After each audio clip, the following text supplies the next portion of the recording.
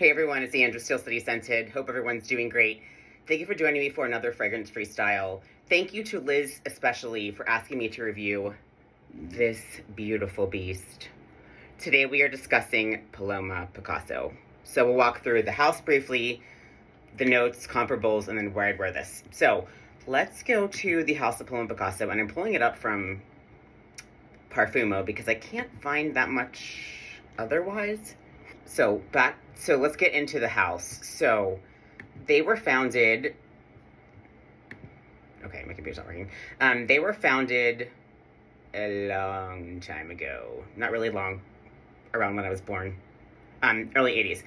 Excuse me, they have 24 perfumes, and they've used some absolute banger perfumers. So Max Gavry, Michel Amarac, which has done a ton of work, and then Sophia Grossman. So if you have heard of the Grossman Accord, she invented it, and she's been perfuming since 1968. I didn't know that she actually perfumed one called Bat Shabbat from Judith Miller. I have those. I don't want to open them because they are antiques, but I'll think about it because I actually want to see how her perfumes evolve. So the most common notes: bergamot, jasmine, coriander, sandalwood, amber, rose, neroli, and musk. And I mentioned 24. Other fragrances that are notable from this brand are Minotaur for men, which we can do a review of the EDT and the EDP. And there are several iterations of this fragrance. So you might see a little circle that has a clear window in it with the parfum in it. And there's another bottle that's the EDT that's clear that's got a gold cap. So there's 3 different versions. Again, this is the EDP. So this was released in 1984. Shout out to that book. If you haven't read 1984, please do yourself a favor. Go read it. Don't listen to it. Read it, because you have to go back and take notes and read it. But the bottle was designed, I need to start putting that in, by Paloma Picasso and Bernard Kotyak. And then, I'm not going to try to pronounce the last person. So the notes here are Angelica, carnation, coriander, bergamot, neroli, rose, and lemon. The mids are patchouli, hyacinth, jasmine, mimosa, Ylang-Ylang, and the base is oakmoss, woods, amber, honey, sandalwood, and vetiver. So this is a fragrance that I would try to get the oldest bottle possible if it is sealed, right?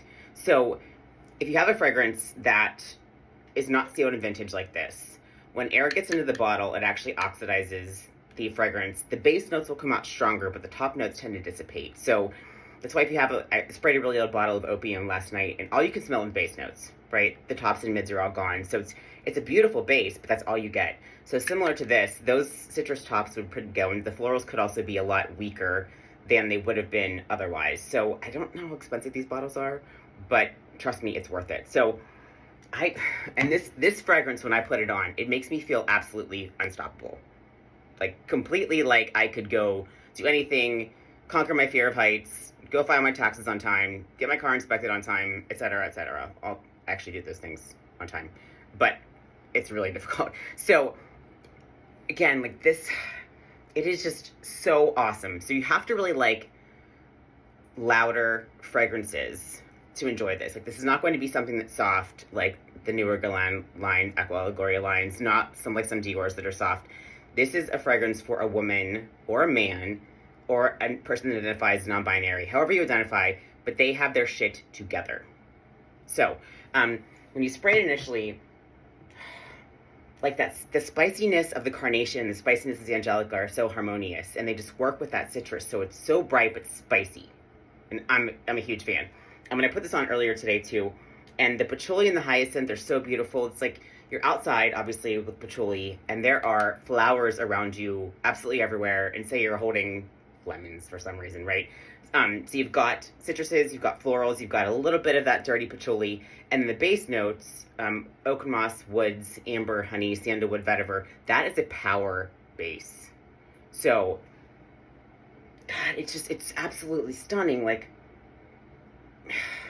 it's not really animalic per se,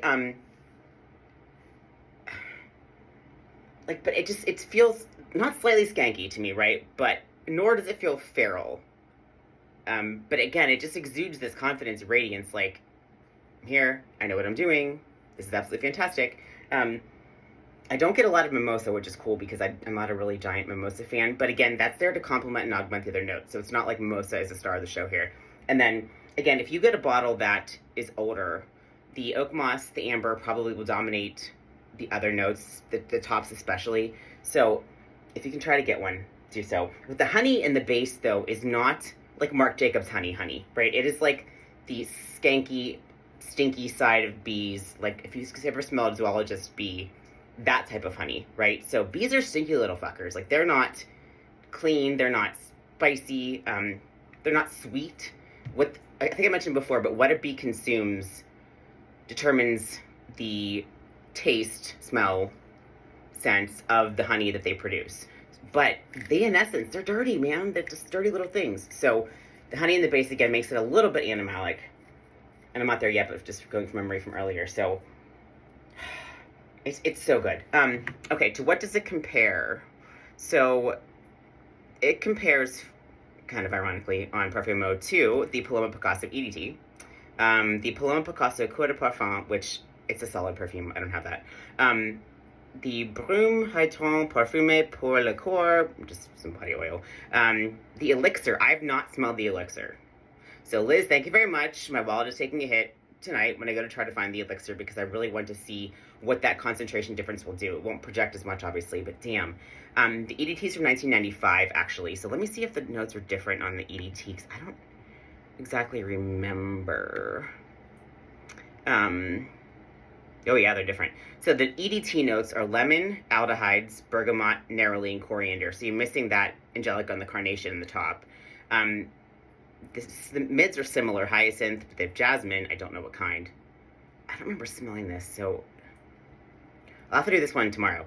Lily of the Valley, Mimosa, May Rose, Ylang-Ylang, and then, oh, the EDT has civet in the base of the EDT. Interesting. Musk, Oakmoss, Amber. So just a couple deviations from the 1984 version, which is this guy, and the EDT version, which is the 95. I want to know why they changed them up like that. So this is a good example of how it's erroneous to assume that something is only different in concentrations when it's an EDP to an EDT. Guerlain is great for doing that. They're like, here's an EDT, here's an EDP. Oh, let's change all of the notes. Like, please don't do that, man. I have this, my brain likes data. I want to know that EDT, EDP, they're just weaker. Like, I want to know that. But again, you can't assume that when you're doing this. So where would I wear this? Anywhere. Honestly, anywhere. My differentiation in sprays, though, is what would determined by my end audience or my end venue, I guess. So if I'm going to a hospital, going to church, going to the doctor, like I usually mentioned, I probably wouldn't give it like 2 or 3 sprays. But if I'm at home, like I am right now, I already have 4 sprays on my left arm, and let's do my right arm because this is tricky too. I used to try to take it off the arm, but don't poke yourself in the face because I did that. So you pulled it off so hard and then gave myself a nosebleed once. That was funny. God, it's so good. But the tops on this a little bit have turned, like the first 5 seconds are a little bit off, but then, oh God, it's so spicy. Okay, so if you haven't tried or heard of this guy, fragrance, I definitely recommend trying to sample. Again, you can get the minis on eBay. It can be for anyone, really. However you identify, gender-wise, sexuality-wise. Put it on your dog. I don't care. Go for it. It's so good. Okay, so I'll have to find the EDT and do that one soon, because I do want to compare them side to side now, but I don't know if my bottle of EDT is new enough. The aldehydes and the lemon will be preserved, though, so it might not be a fair comparison, but we'll try. All right, guys, hope this has been helpful. Hope this has been great for you. Again, consider this bad boy for your collection. It's just so great. I'll talk to you guys later. Take care. Bye.